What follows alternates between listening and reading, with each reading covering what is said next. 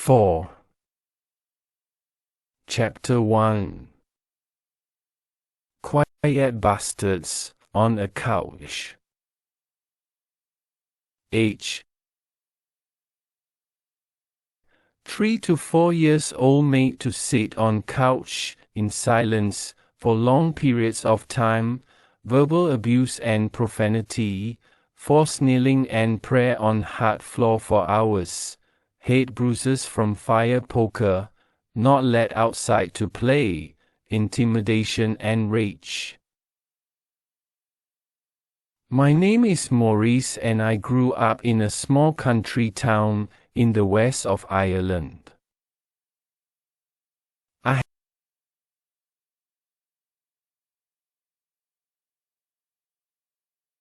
have 4 brothers, who are all older than me.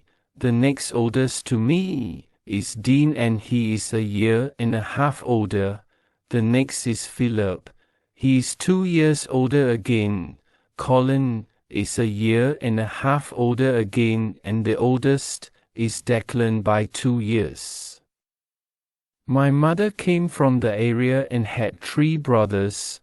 My father grew up nearby and had 2 brothers and 3 sisters. My father had sold the house he grew up in that was left to him by his parents and built a house just up the road on land that was also given to him by his parents and had been constructed 5 years before I was born. My first memory of life was physical abuse at the age of 3 or 4 years old. Myself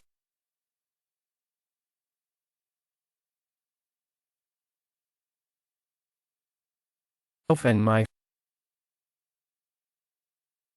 4 brothers, who were all older than me, were sitting on the couch, in an order from the oldest to the youngest myself. We were always made to sit in order like that. We were told by our father in the morning as we sat in order on the couch to be quiet for the day, or he would kill us, shouting it at us and getting into a rage while shouting it at us, calling us names like cunt and bastards. He would shout, "If ye are not quiet, I'll fucking kill ye, ye cunts." He would then go out to the yard to milk the cows, as my mother was frantically making porridge for us to eat while trying to get prepared to help my father milking the cows. When my parents went to milk the cows, we would eat our porridge and sit there quietly in fear, remembering what our father said, what he would do to us if we weren't quiet. I looked over at each of my brothers individually and could see the fear in their faces, and even at the young age that I was at, I could see a sense of panic in their faces as to what way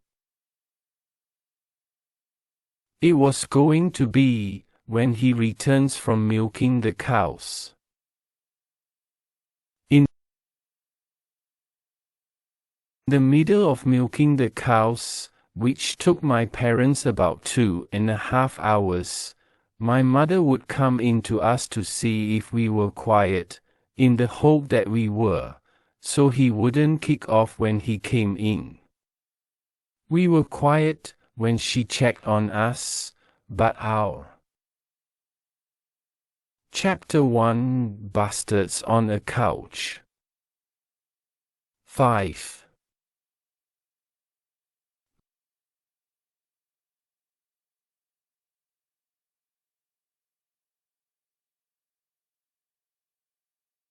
Mother used to say, "Please be quiet when he comes in, or he will go cracked," as she frantically rushed out the door to get back to help him with the milking. As we sat there knowing that he would soon be in after milking the cows, the fear and worry grew larger. I could see it in my brothers' faces as I looked over at them. I could see that they were more worried than me, and I was worried. He then came into the sitting room, where we sat there, as quiet as 5 children could be, in a rage shouting, "Be quiet, ye cunts," repeatedly, as we couldn't be any quieter. I remember thinking, what's going on? We were quiet like he demanded, but as a little time went on, even at the young age I was at, I could see what he was trying to do. He just wanted to beat us no matter what, and needed an excuse to do it. So he would be shouting, "Be quiet," so our mother would think that we didn't do what we were told and to be quiet, as she rushed to get his tea ready in the kitchen. He would somehow quiet down when our mother would say, "Come to the kitchen for your tea," which wasn't ready, but it was our mother's attempt to stop him from getting into a further rage. It was her way of stopping him without asking him, as she was petrified of him.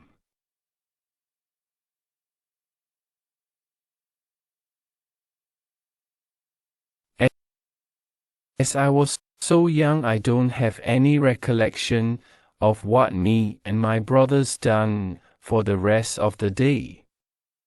I have some recollection that we had to sit there all day without being allowed outside, and no television to look at, as my father had the couch always facing the other direction away from the television. I don't remember ever playing outside at that time. I just remember being on the couch feeling nervous about him coming into the house in a fit of rage, looking over at my brothers and seeing the fear and anxiety in their faces as they tried to be as quiet as they could. When the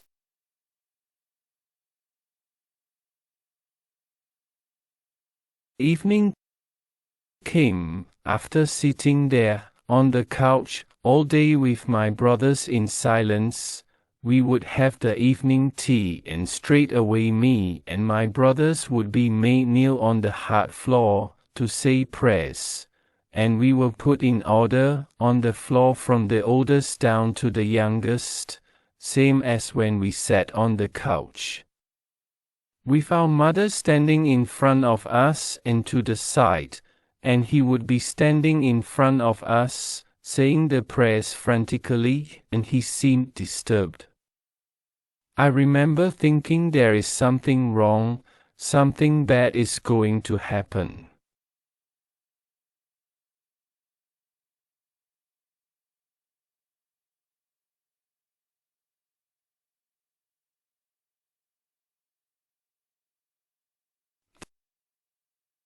The floor was thin lino.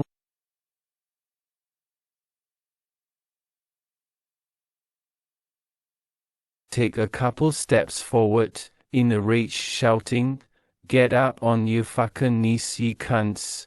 We got straight back up on our knees. We had to have our hands in a prayer position, just directly under our chin. When any of us would drop our hands, even a little down from that position, he came towards us in a rage, and we would put our hands back into position, and he would step back and start saying prayers again frantically. I knew that this had to be kept up, and so did my brothers, or his rage was going to get worse. As more time went on, my knees were raking in pain, as about a half hour had passed, thinking this is just not right. My arms started to get more sore than my knees, thinking I can't do this any longer. Chapter 1: Bastards on a Couch. 6.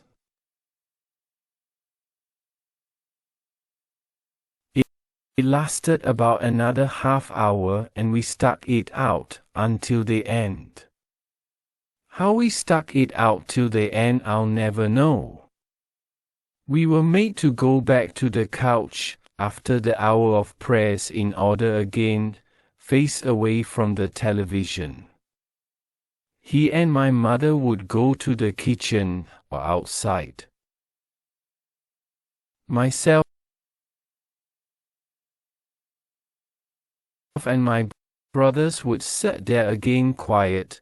Every now and again some of us would try to talk to the other, but when we did the others said, "Shush. Stop talking," knowing if he caught us something bad would happen. And they seemed very nervous as to what might happen. When he came back, I was nervous too, but they were older than me, so they realized more than me what was really going on, even though I had a good idea that things were not good.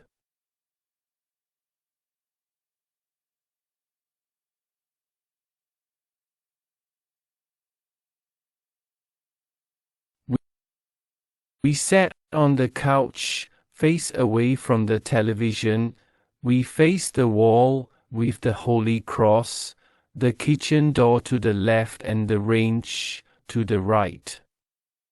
After some time of him being gone, what I feared might happen did. He came into the sitting room where we still sat in silence on the couch. In a rage, I knew that something bad was about to happen, as he went straight towards the range and picked up the poker, with our mother following him trying to pull him back. She was in an awful way, screaming and crying as she tried to go in front of him, as he made in the direction of the couch and towards me where I sat at the outside of the couch. I knew that it was going to be bad because of the rage in his face, the temper, and the way he was not stopping for my mother, who was trying everything to stop him. As he got closer, he lifted his hand that he had the poker in and started to swipe the poker at my head. My mother was trying to pull his hand back, but the swipes were too aggressive.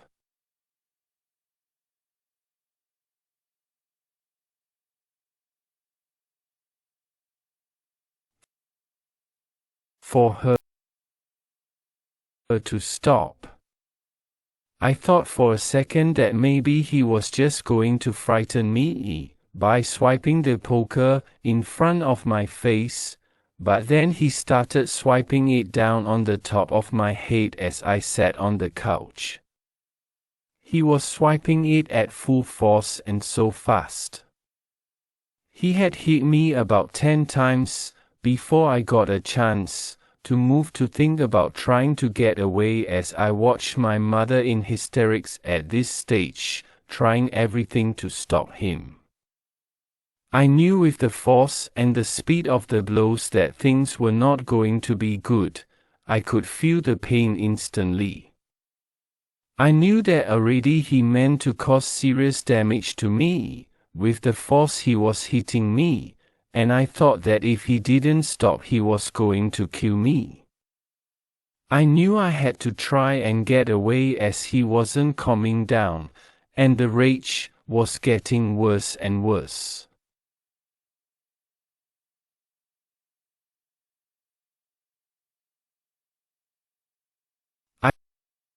I got off the couch and onto my feet while he was still fleecing me over the head with the poker.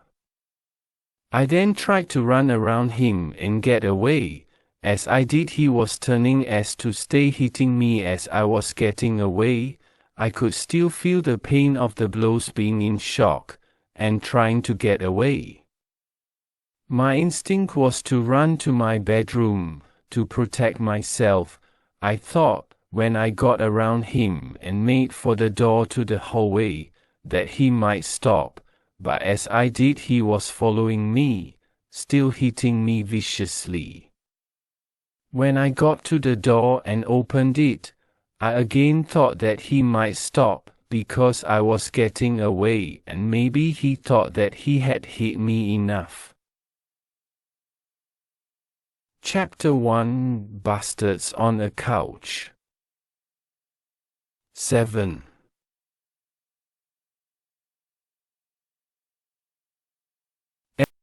As I got a couple steps into the hallway, I was looking back to see was he going to stop.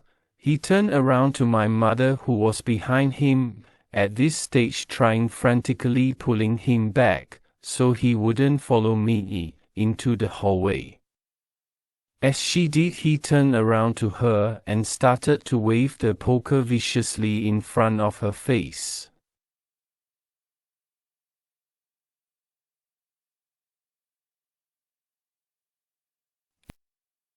It really frightened her as she was taking a few steps back to prevent getting hit. He then turned into the hallway and was about to start hitting me again. I turned and started to run for my bedroom again, thinking he might stop and not follow me. I got to the door, slightly looking back, seeing him still coming and still in a rage. The bedroom door was open and I ran in, pushing the door out as I ran in, and jumped up on to the bed. As I did, he pushed open the door and came over to the side of the bed and dropped the poker on the floor. I was sitting upon the bed. I didn't know what was going to happen. Chapter 2: When I was a punching bag. 8. Chapter 2: When I was a punching bag. Age: 3 to 4 years old. First physical violations: repeated sadistic punching in the stomach, unable to breathe, and feelings of dying, panic, fear, and uncertainty. He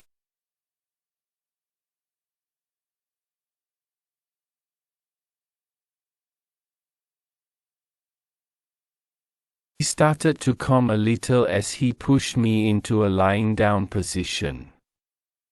When I was in a lying position, I thought that he might leave the room and let me sleep. I thought that he was pushing me into bed to sleep, but I was wrong. As I relaxed, he sat on the side of the bed, turned in towards me. He lifted my jumper up to the top of my chest. As he did so, I wondered, what is he doing? What's going to happen to me? Things felt very strange. The rage had totally gone from him, and he got very relaxed, with a small smile on his face. I wondered what was going on as he went from all-out rage to being totally relaxed. He started to look me straight in the eyes. He had a smile on his face. It confused me as to why he was not angry anymore and was smiling at me and holding my jumper up to my chest. He did so for about 5 to 7 seconds, which felt like a very long time, as I was confused to what he was doing.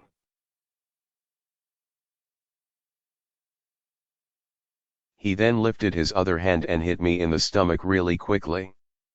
Instantly I lost my breath and my body lifted up to a sitting position. I couldn't breathe. I thought I was going to die. I didn't know if I was going to get my breath back. I was sure I was going to die. His face was right in front of me, he was staring me right in the eyes. He had a pleasured look on his face. He was smiling and didn't take his eyes off my face. I kept thinking I was dying. After a few seconds my breath came back to my surprise as I thought I was going to die. When I could breathe again, instantly my body fell into a lying position again. I thought, it's over. I'm alive, as I lay there thinking what's after happening to me. Before I knew it, to my disbelief, he lifted his hand and quickly punched me in the stomach again. And again I lost my breath and my body again came up into a sitting position. His face was in front of my face as he was slightly leaned over the bed, again staring me in the Chapter 2, When I Was a Punching Bag. 9. Eyes with the same smile. I could see it clearly in his face that he was getting abnormal pleasure out of the turmoil he was putting me through. For the second time I lay back down on the bed after I got my breath back. I couldn't believe what was happening. I was thinking all sorts, is he going to do it again? Will I get my breath back? Am I going to die? Will he stop? As those thoughts went through my mind very quickly, in the matter of a couple seconds, he then again repeated it, over and over, as each time I still thought that I might not get my breath back and die. Eventually he stopped. I don't know how long it was going on. He picked up the poker from the floor and quietly left, closing the door after him. In the length of time he had spent in my room torturing me, my mother had very quickly and quietly got my brothers to their rooms and into bed. Just as he had left the room, I could hear my mother screaming and crying from her bedroom. I couldn't hear anything from my brother's room, they were so quiet, like they weren't in the house. A very short time later my father had gone into his bedroom where my mother was still crying and screaming. He started to shout at her to shut up in abusive language. Shut up.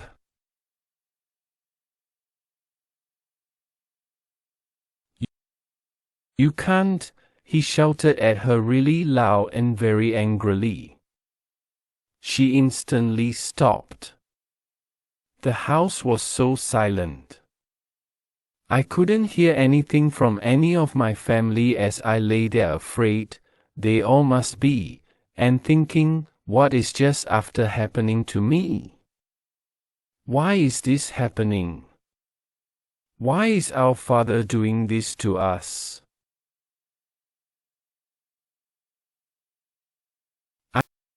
I lay there not able to move.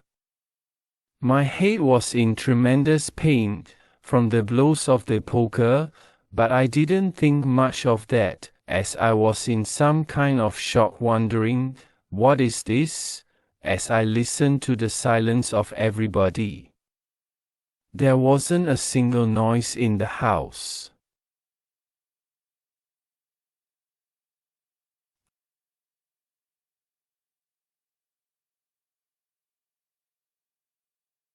I lay there for some time with all the horrible thoughts, eventually falling asleep.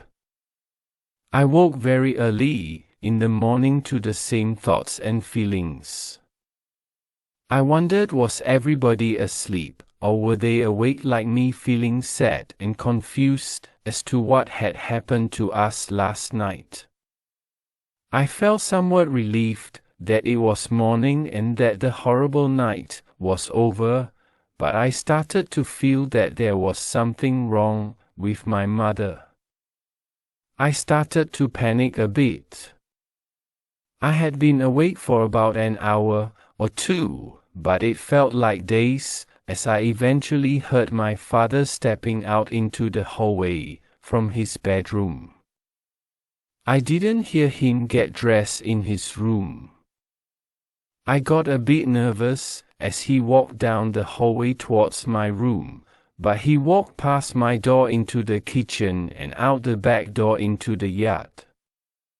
I felt relief that he had gone out of the house and had not come into my room, but then straight back into panic, saying to myself, there is something wrong with my mother.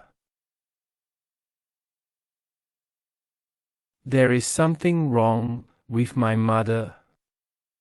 I didn't know what. I couldn't hear anything. From her room.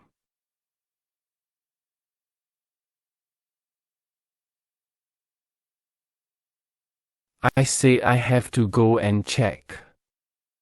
I got out of bed and rushed to the door, but when I got to the door I stopped. I got really nervous thinking, what am I going to find? I said to myself, I can't do this, and started to panic more. A few seconds passed and I said I have to do this, I have to go to my mother. I stepped into the hallway and started slowly walking down the hallway, towards my mother's door. I got more and more nervous thinking, will I go back to my room? I can't go any further, but I kept going. I seen that her door was. Chapter 2, When I Was a Punching Bag. 10.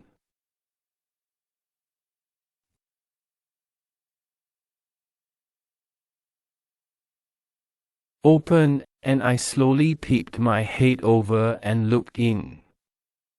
I seen my mother lying there, on her side with her eyes wide open staring at the wall. She didn't see me. She looked traumatized. I then stepped into the opening of the door and stood there for a few seconds. She still didn't recognize I was there as she stared through the wall. I got very emotional, but I tried not to cry and said, "Mommy, are you okay?" She didn't say anything for a couple seconds, and then still staring at the wall she said really gently, "I am, Maurice."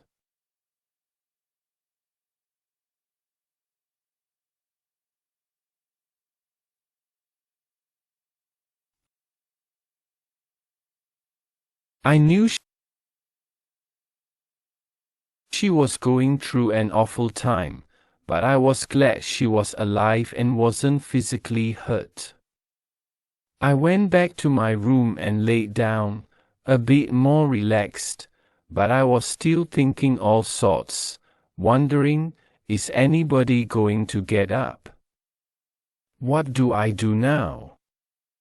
After a while, which seemed very long, I could hear my mother walking down the hallway very quietly.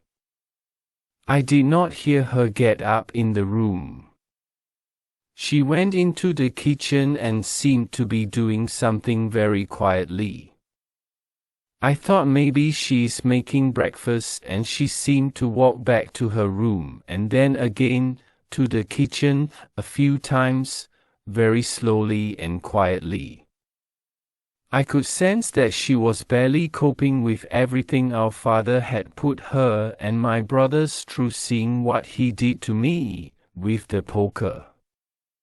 I felt a lot of sadness for her. I knew my brothers were probably awake and scared. They made no noise whatsoever. Chapter 3, Where Am I? Is this hell? 11. Chapter 3, Where Am I? Is this hell? Age 4 to 6 years old. Verbal abuse, extreme rage, prayers and profanity, hate bruising with fire poker, domestic violence to mother and brothers, continued stomach punching, unable to breathe, panic and fear of dying or being killed, threatened with a shotgun.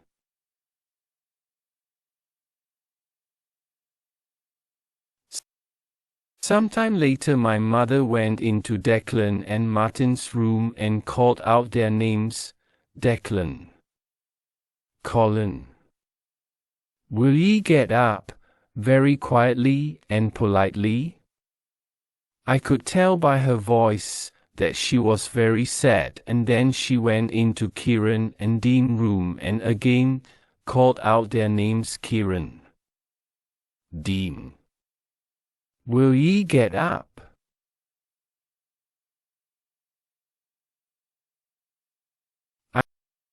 I started to get up. I didn't want my mother to see me in bed sad. My mother came in. As she was opening the door, she called out my name, Maurice. I had been out of the bed when she came all the way in. Oh, you're up, she says. She seemed to be a little better when she saw that we were all okay.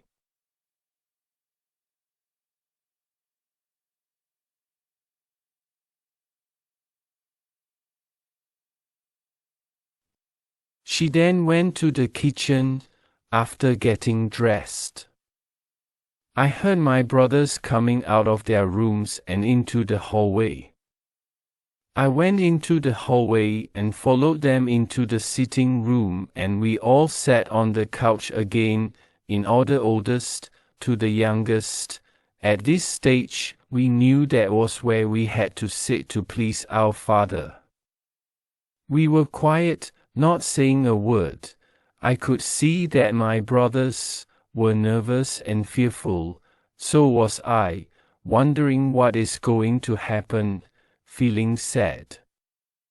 Our mother was in the kitchen getting the breakfast very silently. I heard our father coming in and doing something in the kitchen. My mother and father did not talk, and he went outside again. Our mother came into the kitchen with a bowl of porridge for me and my brothers and went back into the kitchen. During our time eating our breakfast, our father had come into the kitchen and back outside several times, without making much noise and without talking to our mother, and she did not attempt to talk to him. At this stage, I got more relaxed, and so did my brothers, as our father didn't come in from outside shouting at us or in a rage. He was so quiet.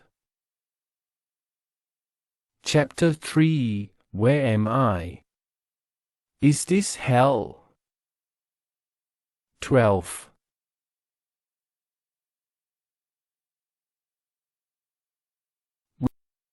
We sat there all day. We knew we were not allowed to play. We didn't even talk to each other or make noise, as we knew this would displease our father. All day I kept touching the many bumps on my head as a result of the poker. When I touched them, they were soft with what seemed like water inside. I never felt anything so sore.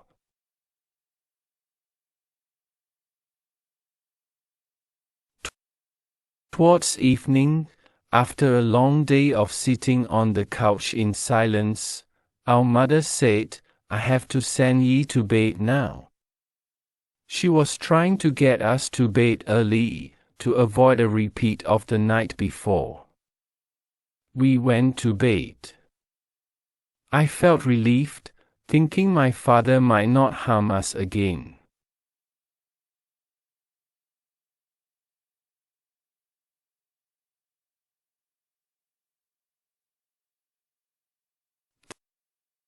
The following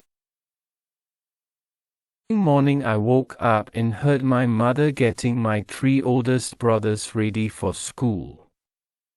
My brothers left for school in the car, driven by our father. My mother came into my room first, as it was the closest room to the sitting room, and said, "Do you want to get up, Maurice?" "Yeah, I'm getting up now," I replied. She then went into my older brother's room, Dean, who was too young for school. "Dean, do you want to get up?" she said to him, and walked down the hallway and into the kitchen. When I was dressed, I went into the sitting room and sat in my position at the outside of the couch. A short time later, Dean came in and sat in his position on the couch beside me. Our mother gave us a bowl of porridge each and went back to the kitchen. We ate the porridge quickly and left the bowls on the floor and started to play and talk on the couch.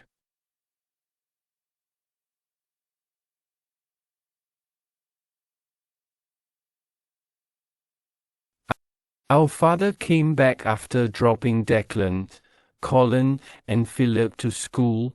He came into the kitchen and said a few words to our mother. He could hear myself and Dean playing on the couch, but he didn't come in near us. He and our mother then went outside to milk the cows.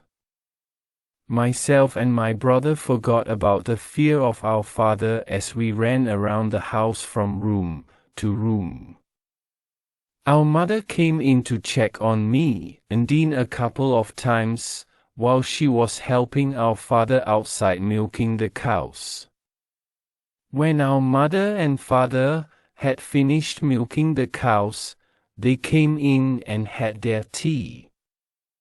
Our father never said anything to me and Dean as we played in the house.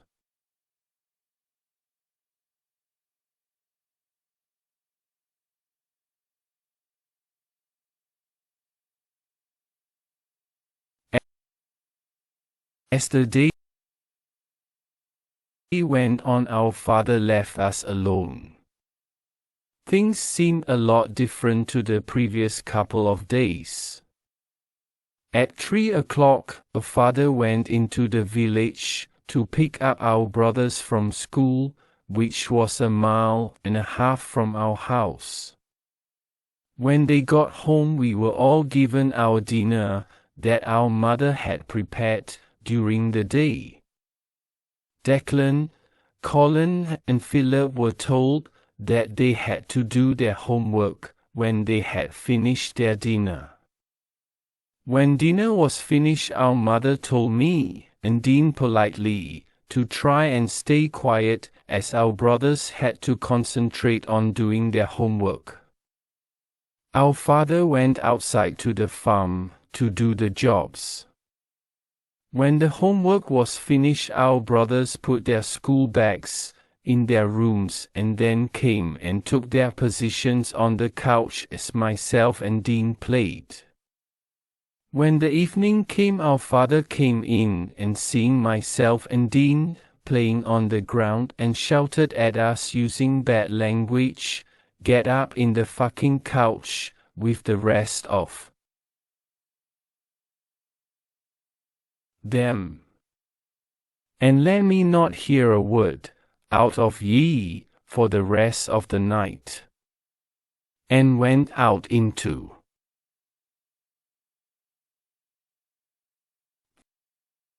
the yard to do the evening milking with our mother following him.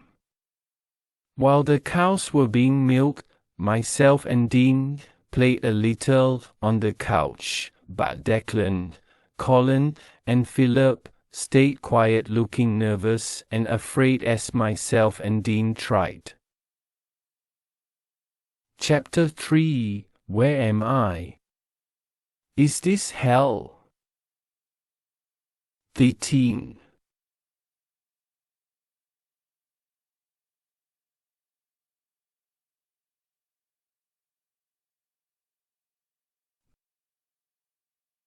To interact with them, as they seemed to get more nervous when we did so and didn't react to us, for they feared him coming into the house in a rage. When the evening milking was over, we heard him coming in and myself and Dean stopped playing and went dead quiet like the rest of our brothers. He entered the room in a rage, shouting in bad language, "Be quiet, ye cunts," as we didn't know what to do. we couldn't have been any quieter. But again, he wanted our mother, who at this stage was in the kitchen, to think we were making noise, so he would have an excuse to beat us. Again, using bad language, he shouted, "Be quiet," said, in a temper. Again, I thought he is looking for any excuse to start. He then turned to go to the kitchen, talking to himself, saying, "Ye fucking cunts." It was a relief he didn't start beating us. Our mother made the tea and we sat at the table to our food. As we were eating our food, he started shouting at us, saying, "Be quiet and eat your food, ye cunts."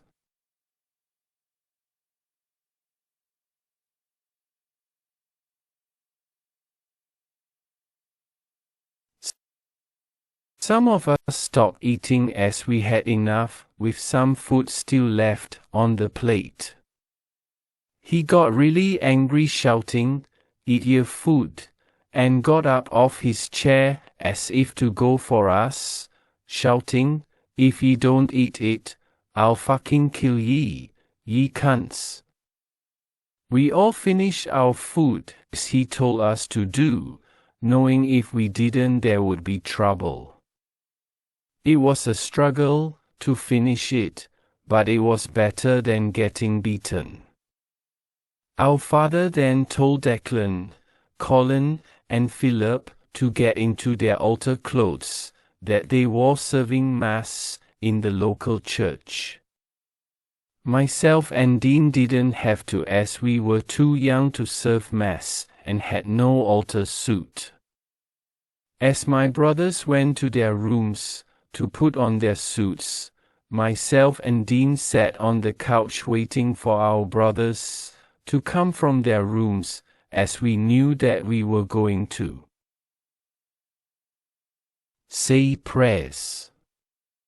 When my brothers came into the sitting room, we were told to get on our knees and into position, again from the oldest down to the youngest.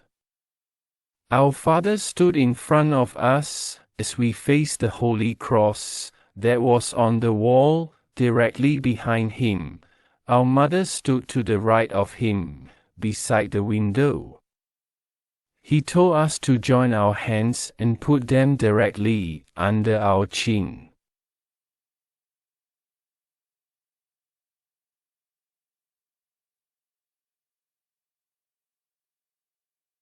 We did so, and he started to say prayers. As prayers went on, myself and Dean started to poke each other in the side, looking at each other, skitting and laughing. Our father instantly made a go for us. We stopped and he stood back. We knew not to do it again. As time passed, he started to get agitated. He was saying the prayers very quickly. I could see that he seemed very bothered about something, as I thought that he was about to cry. It was nearly impossible to stick the pain in my knees and arms as the prayers went on, going to a sitting position and back up to get relief without him noticing it. He didn't notice it all of the time, but when he did, he would make a go for me, as to get me not to do it again. The prayers finally ended and Declan, Colin, and Philip were told to take off their altar clothes.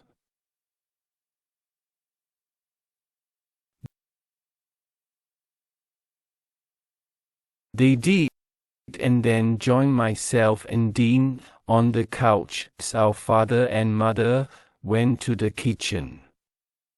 We were nervous again, sitting there motionless. I couldn't hear anything. They must have gone outside. After a while he came into the sitting room in a rage and grabbed Philip from the middle of the couch into the middle of the floor, and started to punch him everywhere, as hard as he could. I thought that he was going to kill Philip. The rest of my brothers were looking at.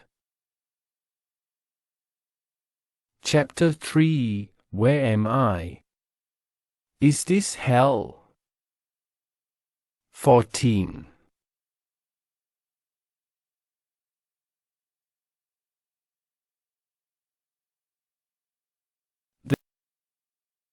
The ground. Fearful, I then looked at the ground as he stayed beating Philip. Philip didn't cry. He was in shock. I thought Philip was going to die. He then stopped and kicked Philip back onto the couch. I looked over. He didn't seem injured. He turned his head to the left and sunk into the couch. He wasn't crying as he was in so much shock. Our mother came in from outside not knowing what he did to Philip.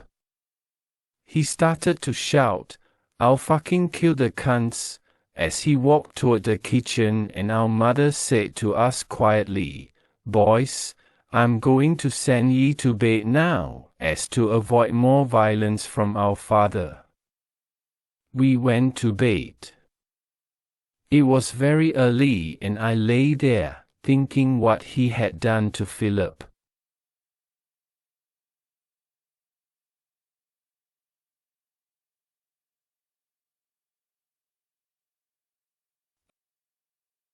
A day later or days later, we did the usual things.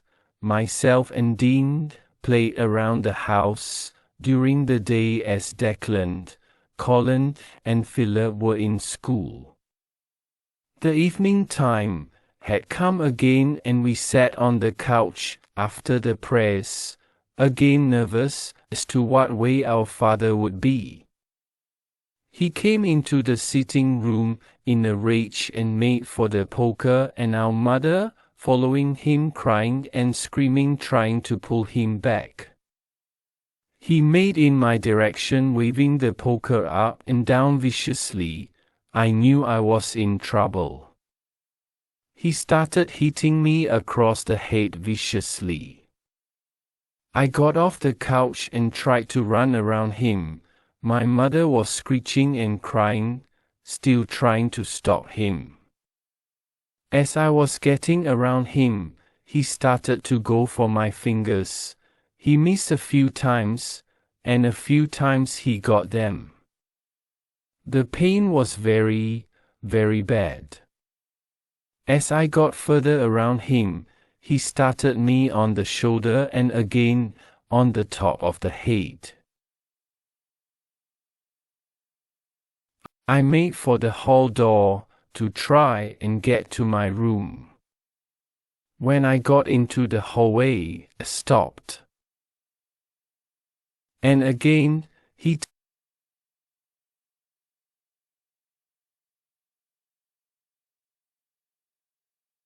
turned to my mother and waved the poker in her face, so she wouldn't follow him any further.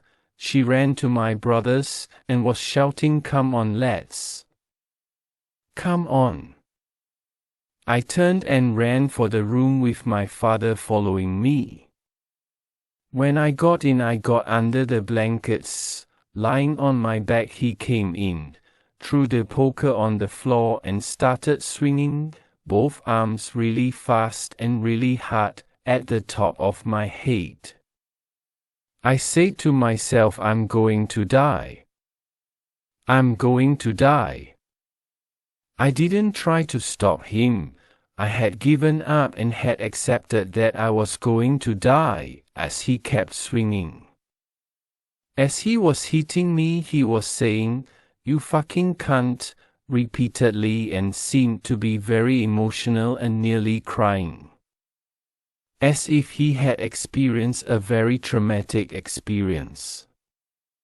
After some time he stopped, picked up the poker off the floor and left. I couldn't believe I was alive. after the attack. I lay there short on breath. I had gone into some state of shock or something. My mother had put my brothers in bed in the time of the attack, and I could hear her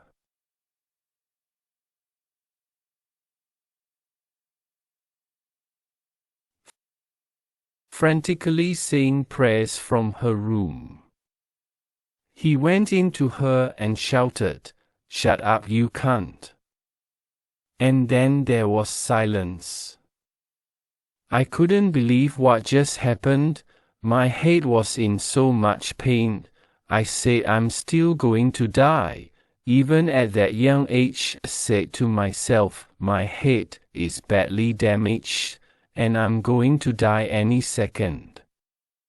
I was in shock and had accepted that I was going to die. I felt very sad that my life was at an end. I prayed to God, repeatedly asking Him to please let me live. The pain persisted for hours as I waited to die. I hoped that there might be a small chance the pain would go and I would survive, but I just couldn't see that happening. Chapter 3: Where am I?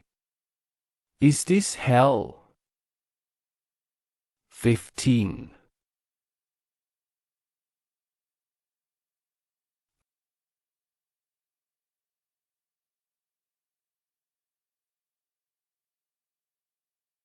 After what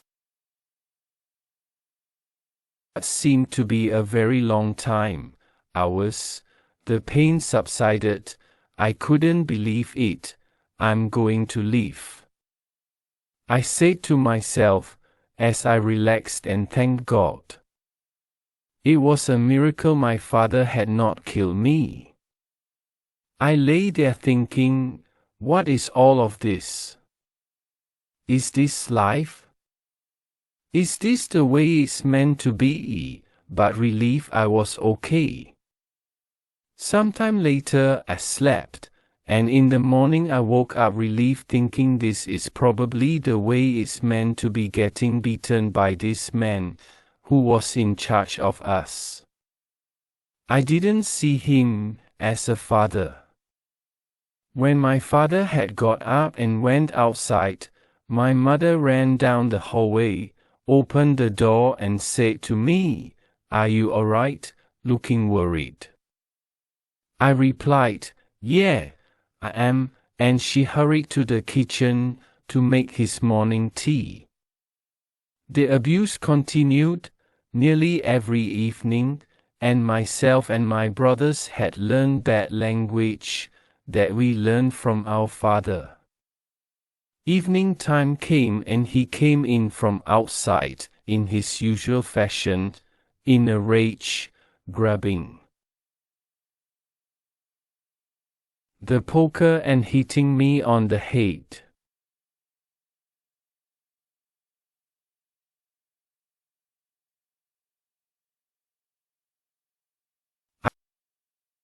I got up and around him, and as I thought that he just wanted to make me cry, I said to him, while running for the hall door, "I won't cry for you, you bastard," and got into my room. I had enough and decided to not let him see that what he was doing was bothering me. So he came in, dropped the poker on the floor, and punched me in the stomach, winding me, and when I got my breath back, for a few seconds he punched again. He did so for some time, and I took it, and tried my best to give off the impression that there was nothing going on. He stopped and left the room, pulling the door closed after him. I said to myself, that's the way to deal with him, as I lay there.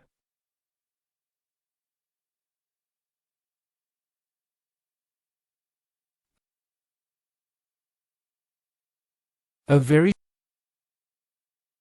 short time later, the door opened quietly and there was my father holding the shotgun in his hands. He stood at the opening of the door holding the gun at shoulder height, pointing it at me. Straight away, I said to myself, I'm dead. I was calm, very calm, as I looked straight at him. He was trembling at first, but only slightly for a few seconds, and then he went into total calmness, looking straight into my eyes. I felt like I didn't care if he shot me, as then the abuse would be over. I was thinking for the short time he was calm, maybe he will still shoot me, but he might go away. I didn't care. He then dropped the gun slowly, still looking straight at me, and turned around and left very calmly.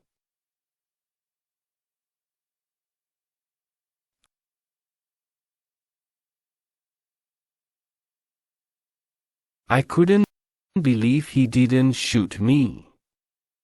I started thinking he could come back, and I started to panic, thinking if he comes back with the gun again, he will definitely shoot me. I started to panic more and more as I sat upright on the bed. I knew I had to do something, but I couldn't think what to do. I began to think he's going to come back and I'm definitely going to die. I moved down and sat at the bottom of the bed and sat there thinking, what the hell am I going to do? I started to panic more as I still couldn't think of how to save myself. It was hard to breathe. I took a few steps to the right and then back to the bottom of the bed. I kept doing this, trying to think what to do. I had been in the room for a couple hours or more. It seemed forever. Chapter 3: Where am I?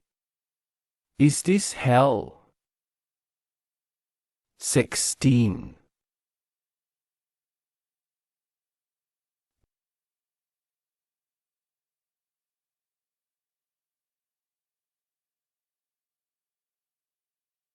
I decided I had to get out of the house. I got out the back door and decided I'd go next door to my uncle and aunt. Their house was only a short distance away. As I walked over the road, I felt that I was going to be saved. I went and knocked on the front door. Nobody got up. I then went round to the back door and started to knock, but nobody heard me. I went to the front door again. I knocked for ages, but nothing. I then went to my uncle's window and started shouting, "Get up!" repeatedly, as I wasn't tall enough to bang on the window. They didn't hear me. I went to the back windows to try and wake my cousins, shouting "Get up!" repeatedly, but nobody got up. I thought they have to hear me, but they just don't care. I started to panic that nobody was going to get up. I kept going from window to window for some time. I went to my uncle's window again shouting, but nothing. I then got paranoid, saying to myself, is my uncle part of this? And thinking maybe he hears me, but he won't get up. Why is everybody against me? I kept thinking, everybody hates me.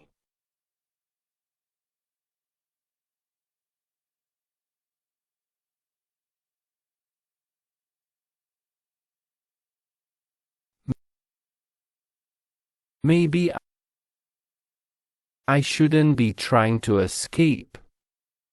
Maybe I should be at home in bed. The beatings, the gun, it's probably the way it's meant to be. I said to myself and decided to go home. I walked over the road home, somewhat calm, as I had convinced myself that all the bad things that are happening are meant to happen, and this is what a child has to go through. When I got home, I went straight to my room. I just laid on the bed. I didn't take my clothes off. I laid there for some time thinking, will I go to sleep? It's been ages and I can't hear anything from my father's room. He probably won't get up now, or will I try to stay awake just in case? I stayed awake for a good while more, somewhat relaxed as I feared the worst might not happen now, but I wasn't fully sure. I have no recollection if I stayed awake into the morning or if I fell asleep. In the morning I woke early or had still been awake. I was waiting for everybody to get up, and it will be a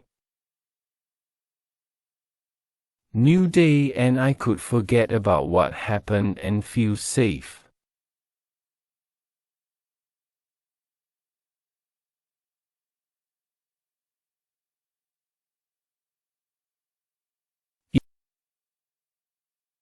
Eventually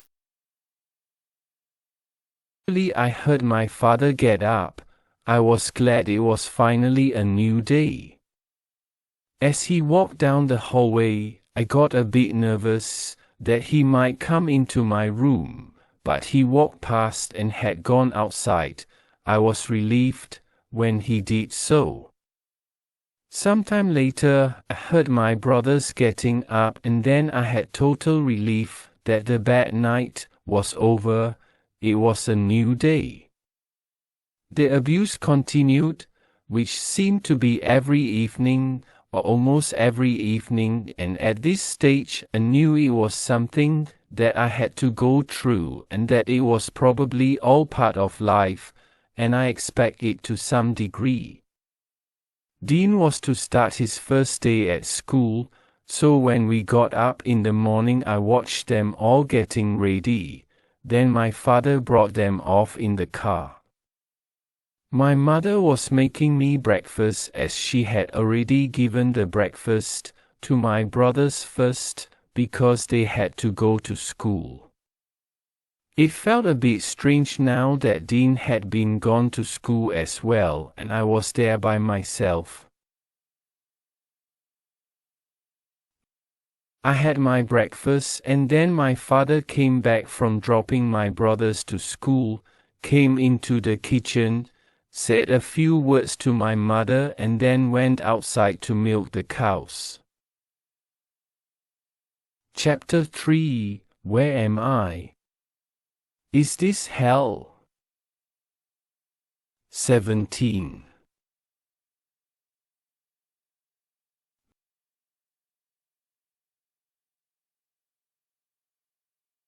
My mother came in to me and said, Maurice, I'm going out to give your father a hand milking the cows, and I'll be in a while to check on you. When she had gone I felt bored, walking from room to room. Time went very slow, and later, as my mother said, had come in to check on me, asking me was I okay. I told her I was fine, and she left telling me that she wouldn't be much longer. I had been running from room to room when my father came in. He wasn't in a rage and told me quietly to quiet down. I was surprised as to how nice he was.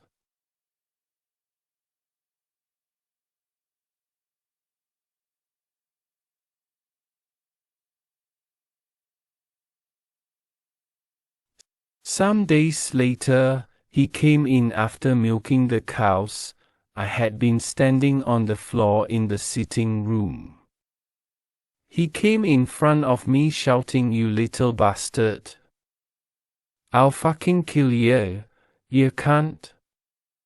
I stood there looking at him, as he was getting more and more into a rage, clenching his fists and stamping his feet.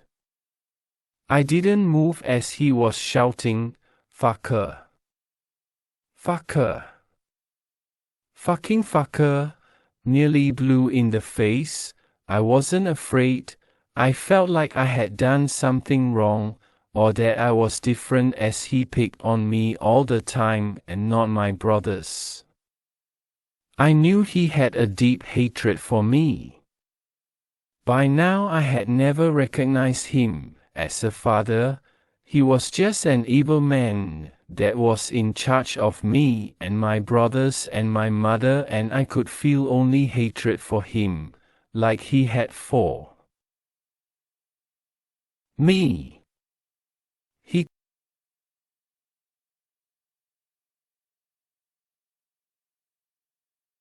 continued to do this every morning when he came in after the milking, shouting abuse and intimidating me by clenching his fists and stamping his feet, but he always eventually backed off, and he had never hit me in the mornings or in the day. In the evenings it was the same routine. We said prayers for an hour and stuck through the pain of kneeling on the hard floor without hesitation, to relax. He never got easy on us during prayers. And afterwards, he would kick off into a rage, beating me with the poker and following me into my bedroom. My mother started putting me into bed early to stop him from beating me. She thought this might stop him. I had been lying in bed one evening wide awake. My father had been somewhere and came back. He started shouting about something for some time, and then he started telling my brothers to go to bed. I heard them hurry down the hallway, with my father behind them, saying, "Get into bed, ye cunts, and let me not hear another thing out of ye for the night."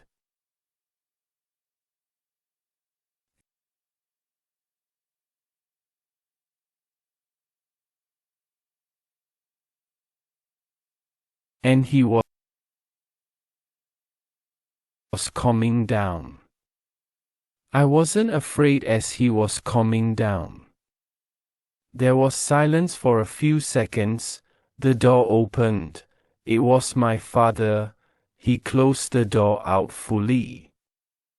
It felt strange as he was not in a rage. I wondered, what is he doing?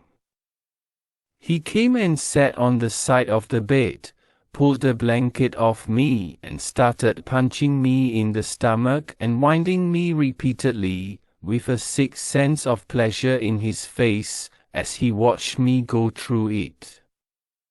He then left. I was shocked that he had come in and done this again.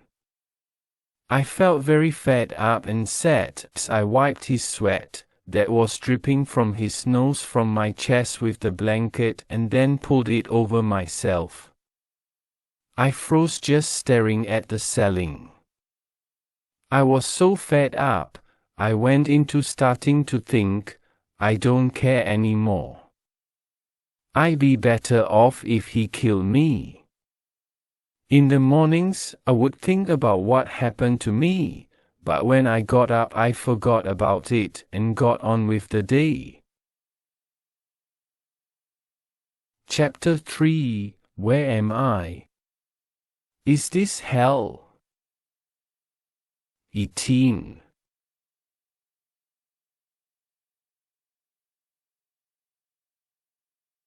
One weekend had come and my brothers were off school. When we got up in the morning we were told to go onto the couch, by our father roaring and shouting at us that we were to be quiet for the day or he would kill us.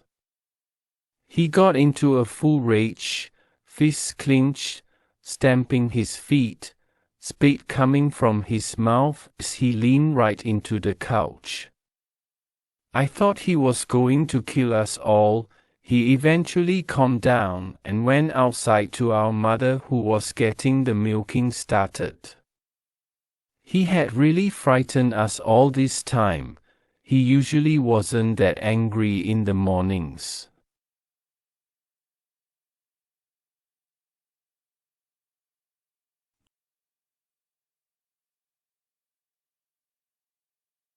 Just as he had gone, Colin said, "Listen, all of ye. We are going to have to go to the guards." Declan and Philip said, "What?" "We are going to have to go to the guards about him. He can't be doing this to us," said Colin. I felt relieved when he said it. Finally it's going to be over, I thought. When Kieran and Declan said, "How will we get to the guards?" Colin said, "We will walk into town and go to the guards." "Come on now." "We will go now." "Come on," he said really quickly.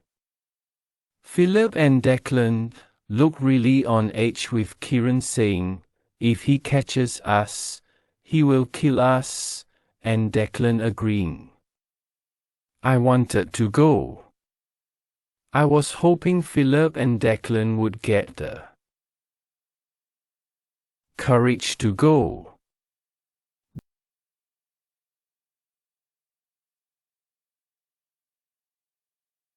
Dean wasn't saying anything. I thought, if we go he will probably catch us up the road, as the village was far away, and thinking maybe we will make it, as it took my parents a long time to milk the cows. I just wanted to go. Declan and Philip kept saying, "He'll catch us if we go, and he'll kill us." Colin said really quickly, "We'll vote. Who wants to go?" I said quickly, "I want to go." Dean was staring at the ground saying nothing. He looked really frightened.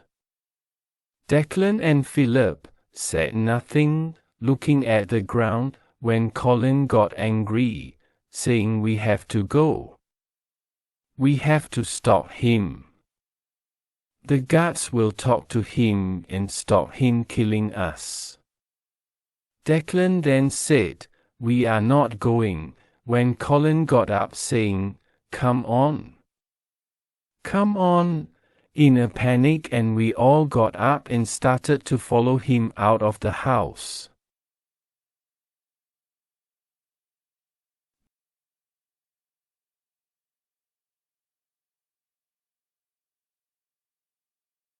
Nobody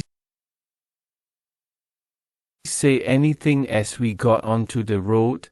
I was sure that our father would see us from the shed and come after us. I was very nervous walking past the entrance to the yard, convinced he would see us. I'm sure my brothers were thinking and feeling the same as we walked quickly past the entrance. Declan, Philip and Colin was in front of me, and Dean's was behind as we walked in a line up the road towards the village, keeping in close to the ditch.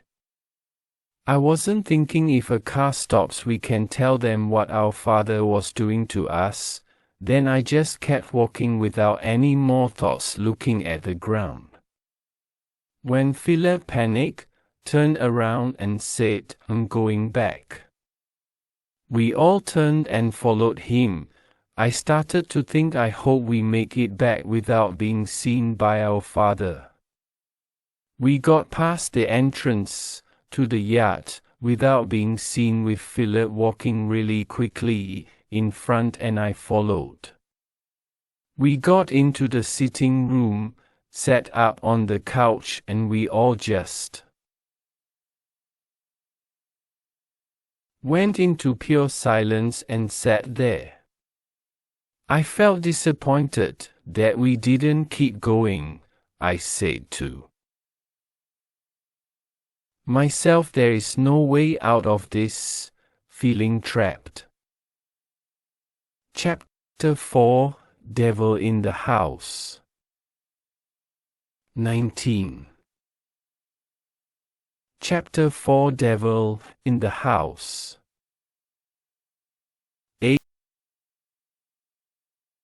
Age 5 to 6 years old. Sadistic violations, physical abuse and torture, rage and intimidation, threats of killing myself and my mother, threats to keep silent, lying and manipulations, public humiliation.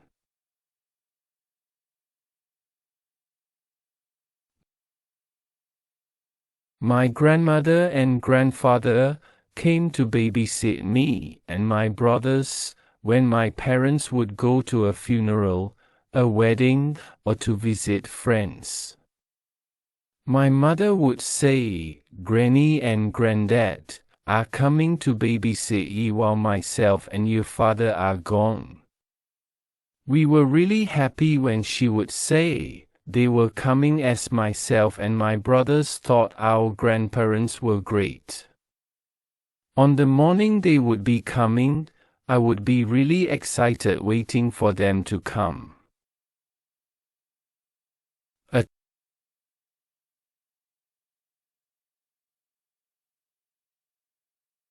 taxi would pull up outside with my granny and grandfather in it, and everybody would start shouting, "They are here!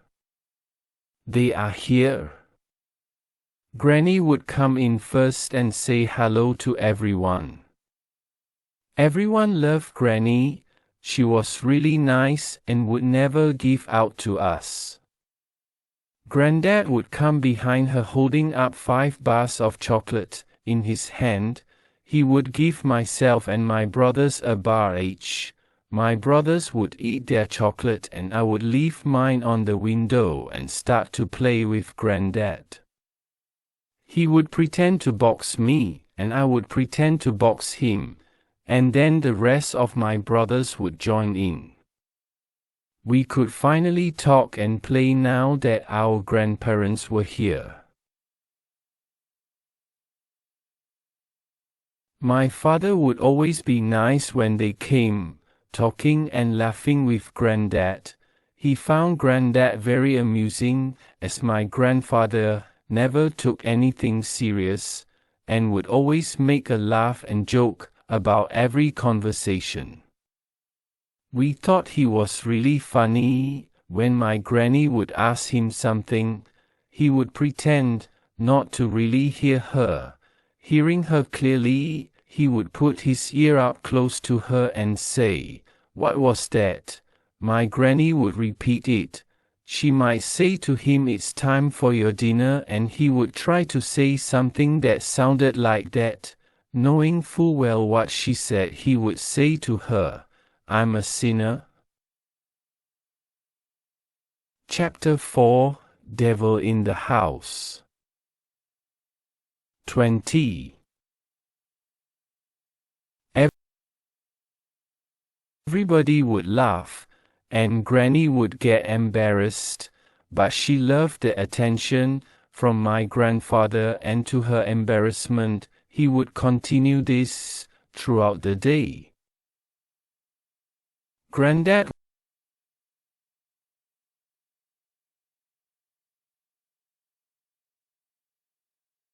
would stand at the window, sometimes looking to see if there was any foxes in the field, and when he would see one, he would ask my father to get the gun. We would get excited looking at Granddad, aiming out the window, with our mother telling us to block our ears because of the loud bang. It was the highlight of the day watching Granddad use the gun, and my brother would ask him many questions about the gun with everyone carefully listening to Granddad, talking about shooting the gun. My mother would say to me, "Maurice, Granny and Granddad are going to sleep in your room, so I'm going to make a bed on the couch for you when I get home."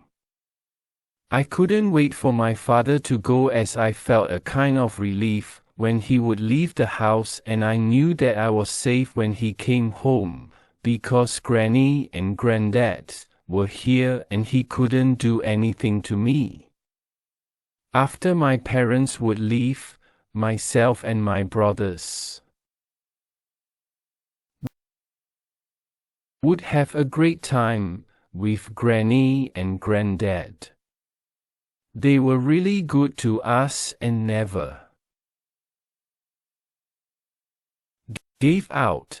I remember thinking it would be great if they could stay all the time, or if my father could be like my granddad.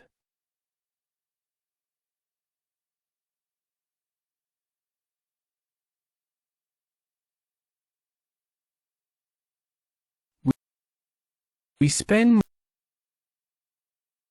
most of the day asking Granny questions, although we could be ourselves now that our father was out for the day. We were still relatively quiet, as we were conditioned into thinking this is the way to be. We never really went outside either. Sometimes myself and Dean attempted to, but Granny would always stop us. We were too young to go outside by ourselves. Declan, Colin and Philip didn't attempt to go outside. My father had put so much fear into them that they were still trying to please him even though he was gone by not going outside, as our father never let us go outside. But they were more relaxed, as I was too knowing for now that we were safe from the violence of our father. When my parents would get back, everyone would go to bed and my mother would get the couch ready for me to sleep on. As I lay on the couch, I felt really safe, as my father had gone to bed and my mother was still up having a cup of tea in the kitchen before she went to bed. In the mornings, Granny would get up first and start to make breakfast, followed by my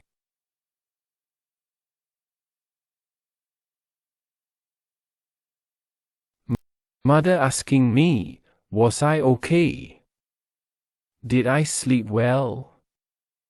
Granny would say to get up and put the blankets away, so everybody would have a place to sit when they got up. Everybody would get up and Granddad would be last, and we couldn't wait for him to get out, laughing and joking about everything. My grandparents would stay until after dinner, then a taxi would come and pick them up and bring them home. All of us would be disappointed to see them go. I felt sad seeing them go, and I knew that I was again unprotected from my father.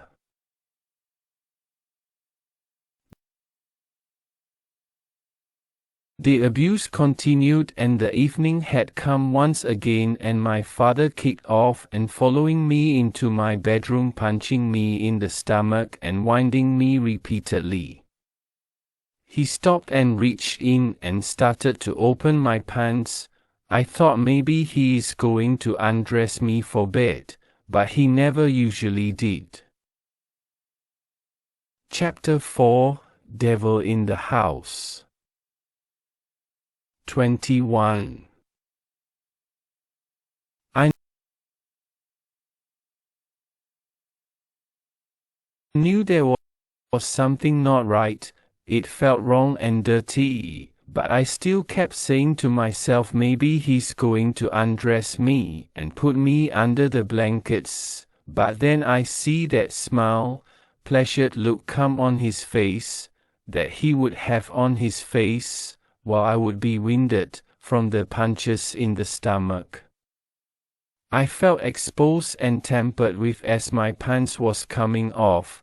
The thought of something wrong happening grew larger as the pleasured look on my father's face got stronger and stronger.